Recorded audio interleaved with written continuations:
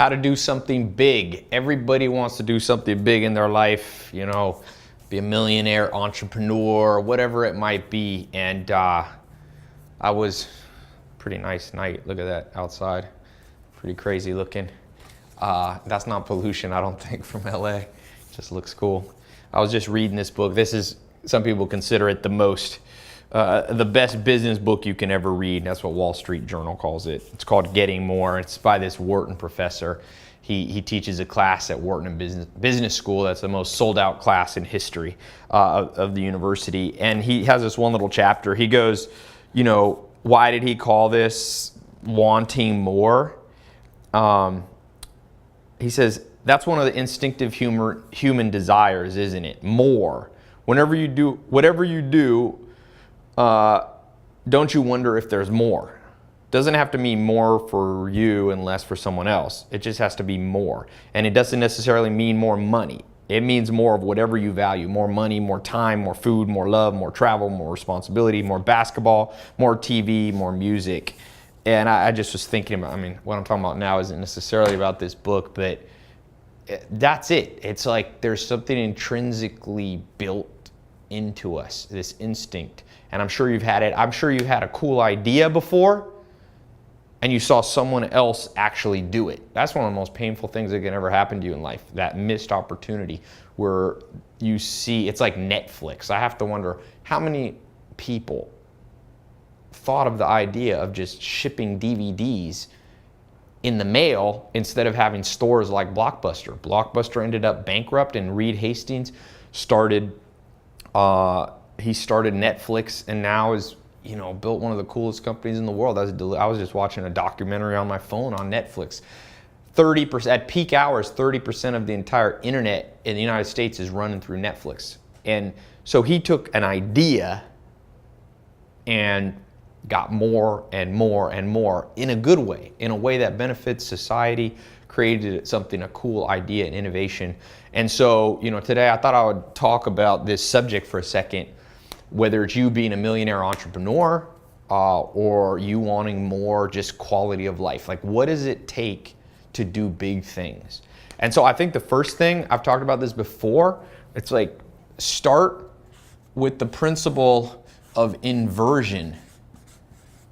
And Warren Buffett, the second richest man in the world, was speaking at a college. I saw this on a YouTube video. And he brought this up. He was saying, let's say you're trying to figure out how to do more, do something bigger, something cooler, something better for society, better for your bank account. He says, imagine you could bet, imagine you're back in high school. You can bet on any student there, and whoever you bet on, you'll get 10% as a bonus of their income each year. So if they make 50 grand, you'll get 5 grand a year. If they make $1 million, you'll get 100 grand a year, okay? He said, who would you bet on? Would you bet on the quarterback of the football team?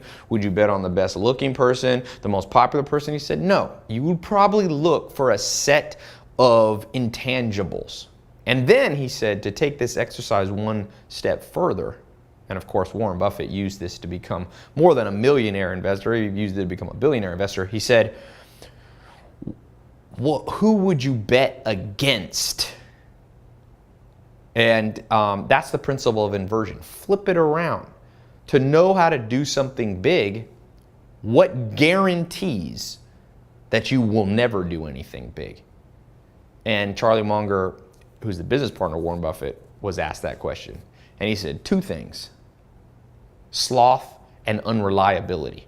He said, guarantee you want to guarantee yourself you will never do anything big with your life. Be lazy and be unreliable. Somebody who sometimes does stuff and then flakes. He's like, those are, in his experience, those guys' experience. So I think the first thing is always invert. Like, think about, what would I bet against turning into something big?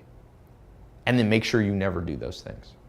That's such, it's like a reversal of the golden rule. It's such a good concept that when I tell people it, they forget it. That's how most people are in the world. It's like people want some super complex mathematical E equals MC squared. I'm like, no, that's pretty good right there. Then number 2 goes along with this. be whoever you would bet on. So you know who I would bet on? Going back to high school or junior high or whatever. I didn't go to college. I dropped out of college. But who would I bet on becoming a millionaire entrepreneur and somebody who's going to do big things? Easy. I would bet on somebody who had what I call deep domain expertise and clarity. So let me explain what I mean. So like, let's say you're older and you bump into somebody from junior high or high school. And you remember that kid from junior high and high school. And that was the kid who now, let's say they're trying to start a restaurant chain. So they come to you and they say, hey, I'm raising investment. Do you want to invest in me? Now, if I think back, and I was like, I knew that kid when he was 12 years old. And you know what he would do when all of us would, in the summer, go to camp and play basketball? He'd go work at his dad's restaurant. Or he was the one always, you know, in the kitchen at school working with the cafeteria people or whatever. And I was like, that kid always was focused on one simple thing. And he had always was like, knew a lot about food. That's who I'd bet on. I wouldn't care what he looked like. I wouldn't care male, female, black, white. I'd be like, give me the kid who had clarity on what they were doing young and pretty much, you know, just deep domain expertise. Learned about making sushi, learned about, you know, sourcing food, learned how to work on industrial stoves. The younger, the better. Now, if you're watching this and you're not that young anymore, the principle still applies. I'm not going to be delusional here. It still applies. But obviously, if you didn't start at 12, good news is most people, we live in a society where the educational system tells us that you got to wait for some reason until you're in your 20s to do big things, which, by the way, is a big myth. But if you're 50 and you're watching this, it's the same thing. You then reverse it again, another set of inversion, and you go, okay, I'd bet on somebody who had clarity and deep domain expertise, so then you become that person. You can't do big things without some level of clarity and deep domain expertise. Like Steven Spielberg was making movies at 7, he says. I went to a little thing with him, got to meet him. You know, the king of Hollywood, 7 years old, you would have found him at his home, pretty much high sense of clarity, like I want to do this, and not just clarity, but deep domain expertise. He was playing with different lenses. So you have to be that person, because I sure as hell would bet on Steven Spielberg, and that would be a good bet. Now, again, you can start on that at any age. The younger, the better. So the third thing here to do big things, I'll read you something. If you don't, where's my phone here? Let's put this on my Twitter and my Snapchat. If you don't follow, it's under Ty Lopez 1. And this is what Arthur Schopenhauer. So Arthur Schopenhauer is one of the greatest philosophers of all time. And I posted this, a day or two ago. He said, everyone takes the limits of their own vision for the limits of the world. Okay? So what you have to do is, I would question my self-imposed limits. So let's talk about this, because this can sound very cliche, but Schopenhauer was not a cliche philosopher. He was a complicated man. And you know, this book that if you've seen some of my other YouTube videos and podcast stuff, Hatching Twitter, this is a story of Twitter by Nick Bilton. So Nick Bilton was in here the other day. He's kind of the guy that knows more about the real story of Twitter than anybody. Wrote a New York Times best-selling book on Twitter, and he says, you know, I asked him point blank, I was like, Jack Dorsey, Ed Williams, these guys that built an $18 billion company from scratch, how'd they do it? What was the thing you learned from being around them? And he said, what I learned is these guys had very broad vision. He's like, they were hungry. Like, they weren't the guys going, Jack Ma is another person like this. Jack Ma started, I think he's the richest man in China now. He was making 80 cents a day, a dime an hour. And now, you know, he's worth whatever, 10, 20 billion dollars. And the thing, Alipay, he owns these different, Alibaba. And when I think it was eBay or no, it was Yahoo came to China and they wanted to buy Jack Ma's company, he had such broad vision where most people would have taken the deal. He said, he thought bigger. He said, no, I'm going to buy you. That's what he did. He bought, and he owns Yahoo China. So Jack Dorsey, same thing. These guys at Twitter, they thought big. And so what happens, and there's various reasons. There's good science. Can you grab me that book right there, that sociology red book? What happens if you're not careful? Yeah, that one, this one. So this is a book I keep around. It's a very famous technical book. It's by Dan Gilbert and Fisk. It's Handbook of Social Psychology. This is volume 2. I don't know where oh no, this is volume 1.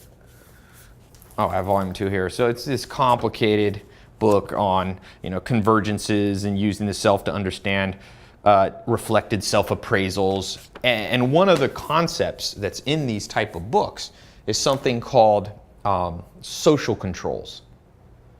So in some places, like in Sweden and Norway, they have this phrase called jantelagen. I lived there for a little while. And jantelagen is basically never think too highly of yourself.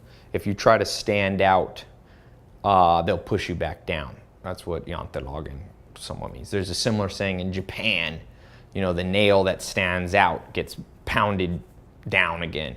And so as you've grown up, you and I, this world view in terms of limitations has been very, social controls have come in for various reasons. Now, social controls sometimes are good. They're good for society as a whole, but they're usually bad for individuals, a lot of them. And so if you're not careful, without you and I even realizing it, there's been tremendous levels of brainwashing. I'll just give you some examples. Let's take age, right? What is the self-imposed limits that people have on when you can start doing things? Well, a lot of people think, in your teens, you kind of just learn about life and go to school, and in your 20s, you kind of bounce around, and then in your 30s, you kind of settle down, and then in your 40s, you really focus. Well, that's a self-imposed limitation. Now you have a kid who started Sumley in London, and by 15, he sold it for $30 million. There's a kid, I forget his name, he started a toy company. He's, again, 14 or 15 years old. He's making 10 million, the company's doing 10 million a year. So it used to be 50, 100, 150 years ago, young people couldn't do stuff. There was social controls in effect, but those have gone away with the rise of the digital age and the internet. There's other things, if you're old, you have self-imposed limitations.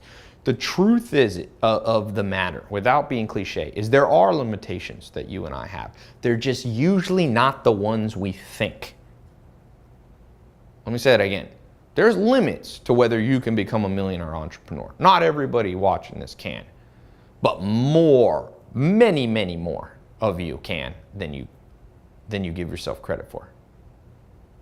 And the reason, Dr. Helen Fisher, she says, as you grow up, by the time you're about 14 to 16, you create this mental map, which pretty much puts the boundaries of how you see life.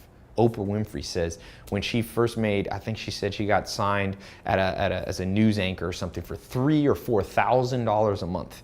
And she remembers telling her dad, and her both agreed, this is the most money they ever dreamed that they could make in their life. $3,000 to $4,000. That's what Oprah's self-imposed limitation was. But you know what? There was people out there that if they made $3,000 or $4,000 an hour were depressed. Oprah was happy. And now, of course, Oprah made the switch. She popped out of that bubble. So these are simple. This is a mental tool. This is a practical tool. And this is another mental tool. Now, there's specific tools, like I talked about, deep domain expertise. I'm trying to keep these talks like the length of my TEDx talk, which is around 18 minutes. So I'm not going to go too long on here. But think long and hard. Now, there's about 7 other things.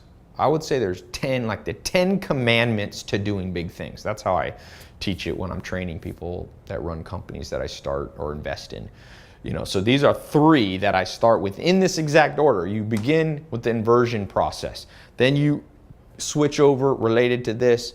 You figure out the attributes you will bet on if you had $1 million to invest, or if you got 10% of income, and then you become those. Very simple. It's kind of like the golden rule of business and big things. Then you have to do this one. If you don't do this one, the next 7 ones, which are very practical, kind of step by step of like, okay, you have an idea.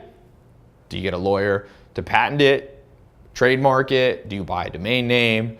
Or if you're a little more advanced, do you begin to build sales funnels? Do you do a lean startup approach? Do you do what I call, quick iterations, which is kind of a variation of lean startup? Do you start out with focused on virality? Do you focus on paid advertising? Do you raise money? I just had Neil Patel in here, one of the most famous entrepreneurs, of our time, young guy making crazy money, started all these big companies, and we were talking about this formula that works really well, and he's been able to use it over and over. And we compared notes. It's the same one as I've got in this 10-step program, this 10-step of the millionaire entrepreneur doing big things. Remember, you don't have to just be focused on millionaires. You can be focused. You can use this to change the world if you're into philanthropy, humanitarian stuff. You can use this, fitness stuff. It works in every area. But I'm going to talk specifically. So I'm going to kind of wrap up here, but I'm going to leave you a link below. And I decided I'm going to do a free online talk. I've been doing these. People are really benefiting from these free talks. So if you click the link below, you'll see the time. Our code will translate it to your local time, wherever you are in the world. And you can register to listen in for free. It's completely free. There's no tricks or anything. You don't have to put a credit card number or anything.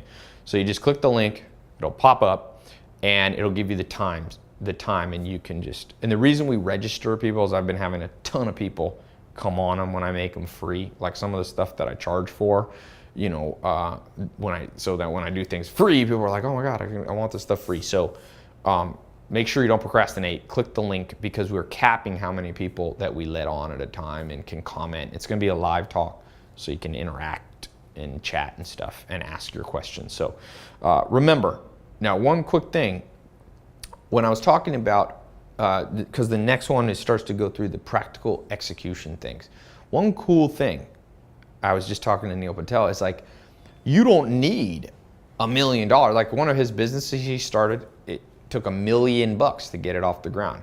Like I'm going to show you how you can do stuff even now when I can put $1 million into a business if I want to launch something. I still have found in this 10-step formula, the next 7 steps, if you follow them, you can launch extremely lean and still build $1 million companies, or beyond $10 million companies, or beyond that too. So that's the awesome thing. And so you've got to understand, some of these things have changed. Like even 5 years ago, the landscape of the world is very different, I found. With the rise of social marketing, which is just, I just did a Periscope. I don't know if you guys were on earlier today. I did a Periscope talk, and I had like 2,800 people just pop in on their phone. Like when else you couldn't even have done that 1 year ago. Periscope just launched this year. So I'm going to go into some practical cutting edge things along with some old school stuff. You need old school meets new school. That's like my motto. Some people are all new school. They're like, oh, it's only about Twitter and Facebook and YouTube and Google AdWords. I'm like, yeah, but old Rockefeller tricks work too.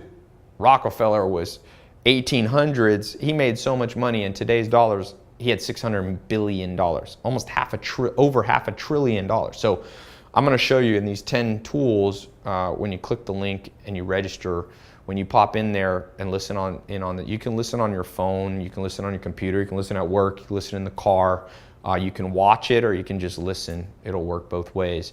So when you come back and listen in, I'm going to be showing you how to merge old school and new school. I've learned, Alan Nation, my mentor, told me, don't be the first or the last to try a new idea. That's the exact happy median of this new school meets old school. You don't want to be only building your business, only building your idea around the Meerkat or Periscope, these brand new iPhone apps or Android apps. But you also don't want to be only old school and building some steel monopoly like Carnegie and Rockefeller and JP Morgan were doing 150 years ago. Like, it won't completely work. So it's in the hybridization of concepts and ideas. That's why I read a book a day, because then I can morph ideas and it's so much more powerful. They call that in biology hybrid vigor. When you take two purebred animals and you breed them together, you get a much more powerful, it's called an F1 cross, if you remember back from biology. So it's the same with ideas. You take old school idea, new school, and then boom, and you build something that you no longer will be somebody who just imagines. Most people are wanderers. They just wander through life. They're wandering and wondering. And it's the worst way. Wonder, what if I had tried my idea? What if I had executed on? Like, what if? You don't want to be a what if person. Do it. And you're going to learn in this talk how you can do it, and with just an absolute minimalization of risk, mistakes, wasted money, wasted time. If people knew how you can merge old and new school things into big ideas now, like, there will be an onslaught of people doing it. But people are weak, unfortunately, in the modern world. All of us have become weak. We've got, modern appliances and air conditioning, and I'm guilty of it, you're guilty of it. We're all guilty of becoming weak-willed. So don't be weak-willed. Invest in your own brain. Learn these 10 things. They're free. That's the crazy thing about the world. You can give people stuff free, and they still won't use it. I know when I was seeking out mentors, I traveled all around the world. I paid money to learn this stuff. But that was when I was more old school, coming off a farm, so I was used to hard work. So don't be afraid to listen in. You can do it wherever you are in the world. So click the link. I can't remember if it's above or below, wherever it is on the page. It'll take you to register page. You see the exact time. Register for the time that you can listen in. That's convenient for you. And we'll be going over these 10 things. Bring pad and paper. All right? That's the only thing I ask of you. Pad and paper, and don't be ADD when you get there. So don't be, texting and doing 30 things. Like Arnold Schwarzenegger says when he lifts weights, he says, because he still lifts weights. I got to hang out with him a couple months ago, and he lifts weights here at Venice at the beach. And he says, man, I see people lifting weights and texting at the same time. He goes, they're never going to have muscles. He's old school. He's like, if you lift weights, then go outside and do your little texting. Text your girlfriend or your boyfriend later. Focus. So that's the only thing. When you click this link and you show up, bring a little pad of paper, old school. Don't only take notes on your phone. I'm all about high-tech stuff, but I drove a Bugatti this weekend. Test drove it with the CEO Bugatti. So that's a new school car. It's also very old school, by the way. But I will talk to you. Bring your questions if you have some. Think on these 3 so you're prepared for the next 7 that I'm about to give you. So click the link, and I will see you not too long from now. All right? Talk to you soon.